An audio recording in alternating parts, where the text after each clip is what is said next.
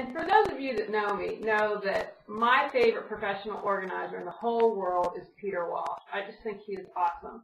I had the privilege of meeting him in January when I won the award for the most eco-friendly organizing service. And I met him and got to take my picture with him, and that, trust me, was the icing of the whole evening. If I hadn't won, just meeting with him would have been worth it, making the trip out to LA. I had the chance to tell him that I first heard him speak ages ago before he was famous, and he was gracious enough to say, "Oh, I'm not really that famous," and "Yeah, you are, but you're awesome and I love you."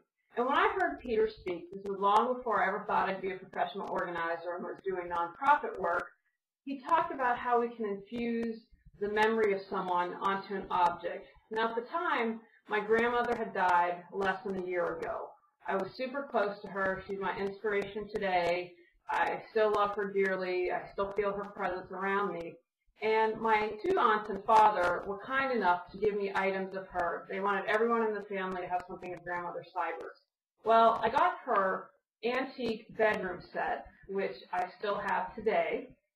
But I also got things like dishes that we're guessing were given to her in the 50s when she opened up a new bank account. They were white, at least at one point, with these daisies around. Now, they had that in Grandmother Cyber's basement for, I don't know, probably 50 years. And I understand it. She grew up in the Depression, and there were, those grew up in the Depression, and I completely understand why people of that era held on to things. You just never know. You just never knew what would happen next. And after the recent economic disaster, you can understand why people would want to hold on to things. But after hearing Peter speak, I realized those plates don't represent my grandmother. My grandmother's here, and she's always going to be here. And I also know if I do anything wrong, she has the power to reach down from heaven and smack me. So trust me, I'm not going to ever do anything to embarrass her. After hearing Peter talk, I was able to donate the dishes and give them to someone that could have gotten use out of them. I kept the most important thing, which was the antique furniture, now serves as my desk in my guest bedroom. Really having trouble, I suggest box things up, date them, and check them in 6 months. If you haven't even opened it and looked at it in 6 months, then maybe you can let it go. You can always take digital pictures and upload it on your computer so you can still look at the items. Another option is create something out of it. I had a client who had about 100 t-shirts from high school, and she made a memory quilt using all the t-shirts, which I thought was a pretty cool idea.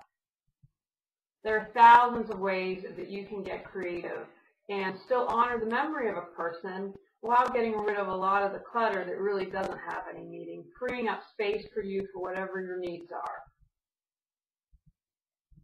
I'd now like to show you my grandmother's furniture that meant so much to me. What are your ideas to make a really great memory from items that you have?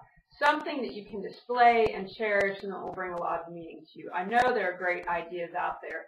Shoot me an email at julie@healingorganization.com and let me know your ideas. Getting a flip camera soon, I promise. Here's my desk. This is my grandmother's antique desk, and as you can see, this is my resource center for all of my professional organizing books and green books and everything I use. And there's Peter. Hi, Peter.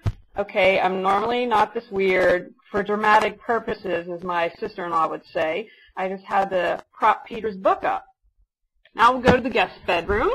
A shot of my guest bedroom. And there's the bed. See, even organizers, it's springtime, professional organizers, I'm cleaning out my closets. But this was my grandmother's furniture as a child.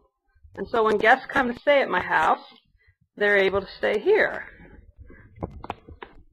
Remember, you can still have the memories and get rid of the stuff. Thanks for watching.